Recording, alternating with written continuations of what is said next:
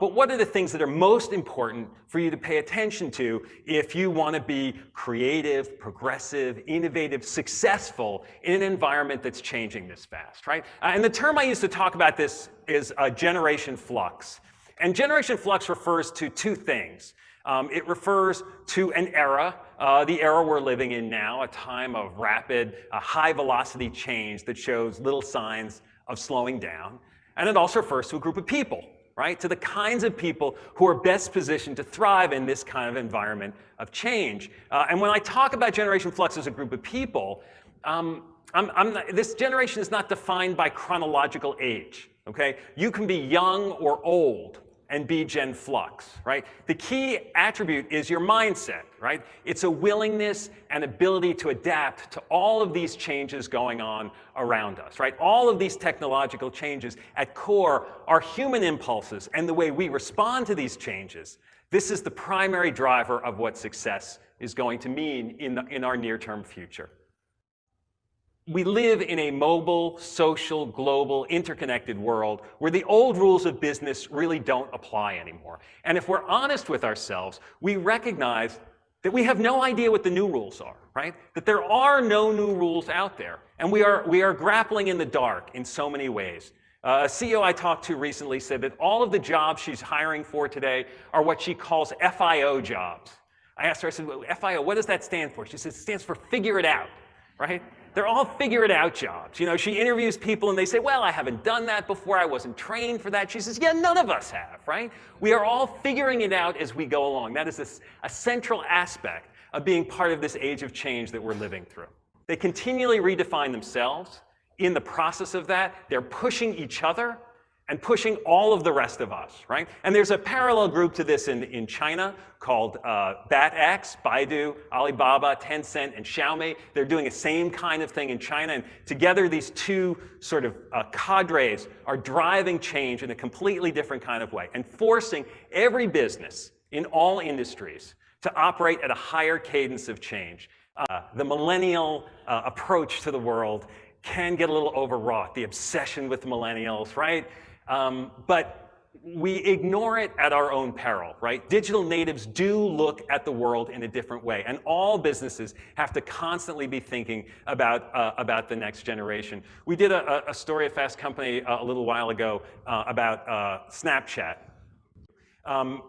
And the lead of the story was about a Major League Baseball game where it was a nationally broadcast, and the cameras found this group of kids who had really good seats up front, right? And they weren't watching the game. They were just playing on their phones, right? And the announcers start teasing the kids. You know, look at these kids, they have, you know, they shouldn't be there and they're wasting their time and they're on their phones instead of watching this fabulous game. And our point was that these announcers completely missed the point. Right? That what those kids were doing on their phone is the biggest threat to those announcers' jobs, right? To the future of Major League Baseball, to the way that entertainment and media has been engaged with for decades, right? That this is the future, and we cannot ignore how next generation, how kids, those youngsters, those pesky youngsters, right, are engaging with new things. And this is this idea, again, that youth will be served whether we want to acknowledge it or not. It's coming. And it's better for us if we get in front of it and we learn from it. Whatever age you're at, we're less engaged in our work than we used to be. But at those places where people are more engaged in their work, performance is better. Financial performance is better. And that higher engagement and that higher performance is not correlated with paying people more money. Okay? It's not the financial return, the financial incentive that drives that engagement. Instead, it's being part of an organization that you feel is doing something meaningful in the world, right? That has some mission and purpose that is higher than simply just making money. Not that there's anything wrong with making money, right? But this data is consistent, that what drives people's engagement is not simply money, but having a purpose and a mission. But the more we get used to the reality of this chaotic, constantly moving world, the better chance we have of improving our adaptability to it. I showed that image early on of Tim Cook.